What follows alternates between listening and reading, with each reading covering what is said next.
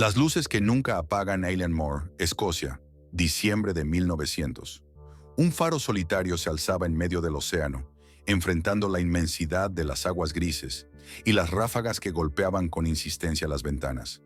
3 hombres habían sido designados para mantenerlo en funcionamiento. James, un veterano curtido por el salitre. Thomas, un hombre reservado con una mirada siempre perdida. Y Donald, el más joven, recién llegado a esa vida de aislamiento. El cuaderno de registro de James, encontrado días después de su desaparición, contenía una última entrada que los investigadores nunca lograron explicar. Los vientos han comenzado, pero no son del océano. Lo más inquietante era que los registros meteorológicos indicaban que el clima en esos días había sido tranquilo, casi sereno. Al principio, todo parecía normal. James, metódico, organizaba los turnos y verificaba cada rincón del faro. Thomas pasaba sus días ajustando las lentes de la lámpara y limpiando el metal corroído, mientras que Donald, todavía asombrado por la majestuosidad del océano, se acostumbraba a las largas noches de soledad. Fue Donald quien primero notó algo extraño. Durante una inspección nocturna, juró ver luces parpadeando en la distancia, más allá del alcance del faro. Al principio lo atribuyó al cansancio o a un barco perdido, pero las luces no seguían el patrón de un navío. Parecían moverse hacia el faro, como si algo en las aguas las guiara. «Solo es tu imaginación», dijo James sin levantar la vista de su registro. Pero Donald no podía quitarse la sensación de que algo, más allá del horizonte, los estaba observando. La primera noche en que las luces llegaron al faro, Donald fue despertado por un sonido que no reconoció. No eran las olas ni el crujir del viento. Era un murmullo, grave y constante, que parecía emanar desde las paredes mismas. Siguiendo el ruido, subió a la sala de la lámpara. Allí encontró a Thomas, de pie frente al vidrio, inmóvil. «¿Qué haces aquí?», preguntó Donald, pero Thomas no respondió. Cuando lo tocó en el hombro, Thomas giró lentamente, y Donald vio algo que lo heló hasta los huesos. Los ojos de Thomas reflejaban la luz de la lámpara, pero no eran normales.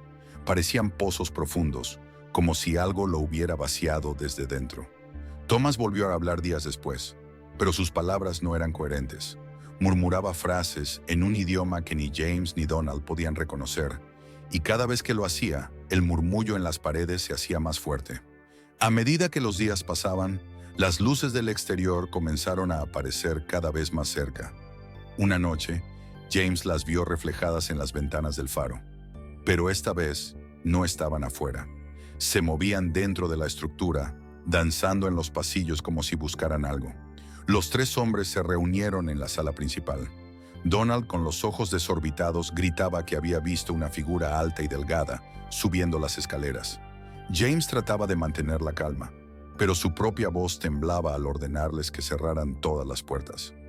«No es el viento, no es el océano, es algo más», dijo finalmente, rompiendo el silencio. Thomas, que había permanecido callado todo el tiempo, comenzó a reír. Su risa, hueca y sin emoción, resonó por todo el faro, y en un instante las luces se apagaron. Cuando las lámparas volvieron a encenderse, Thomas había desaparecido. James y Donald buscaron por todo el faro, pero no había rastro de él. En su lugar encontraron marcas en el suelo, líneas dibujadas con una precisión imposible, como si algo las hubiera grabado desde otro plano de existencia. Donald insistió en abandonar el faro, pero James sabía que no podían. El faro debía mantenerse encendido. Esa era su única tarea, su único propósito. Esa noche, Donald desapareció.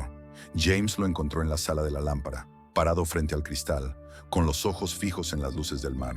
Pero no eran las luces del océano.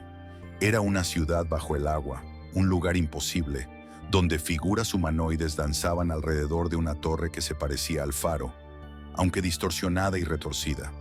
Cuando James tocó a Donald, este cayó al suelo, inerte, con los ojos abiertos y la expresión congelada en un grito silencioso. James permaneció solo por 3 días. Durante ese tiempo, las luces se hicieron permanentes, rodeando el faro como una prisión luminosa. No comió ni durmió, manteniéndose despierto solo por el miedo a lo que sucedería si cerraba los ojos.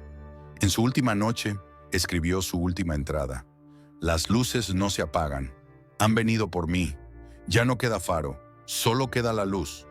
Cuando la tripulación de relevo llegó días después, no encontraron a ninguno de los 3 hombres, pero el faro estaba impecable. La lámpara giraba, las puertas estaban cerradas y en el registro solo había una palabra escrita repetidamente en la última página: luz.